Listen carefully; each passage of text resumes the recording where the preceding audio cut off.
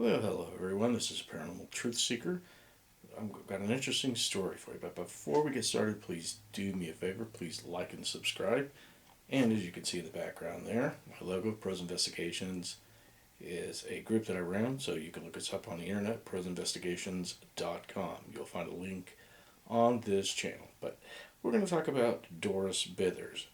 Now, who was she? She was a mother of four, and in 1974, in a small house in Clover City, California, she began to claim and suffer a series of physical attacks that she says was perpetrated by a group of ghosts. Now, this wasn't just any attacks. This was actually rape, is what she claimed. So it's known as spectrophilia in the paranormal community and within parapsychology.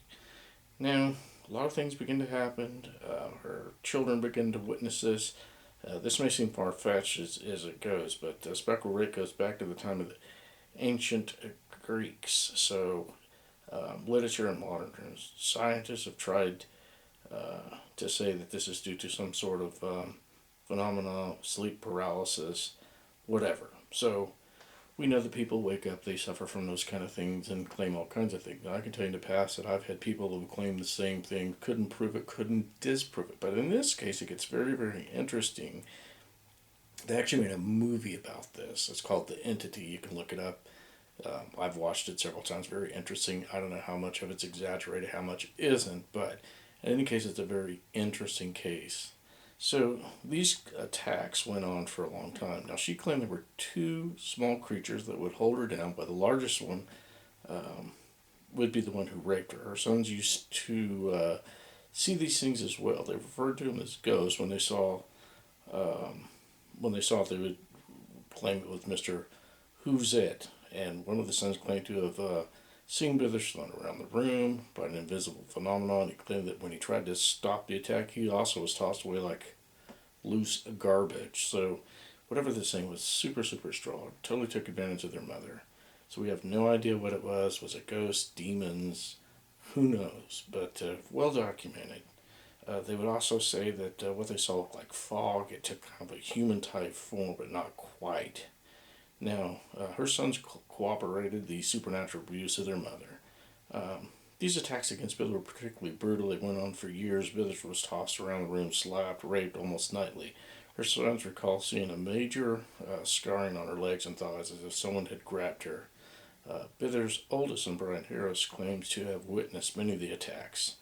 And that's in an interview in 2009. So there's a lot of information on this. In fact, there were some people that come out, students from the university, and they took pictures of this and tried to capture evidence. But the only thing they ever caught was what looked like an arc, kind of like a rainbow. So do these things happen? Well, they seem to happen. Here's a documented case of it.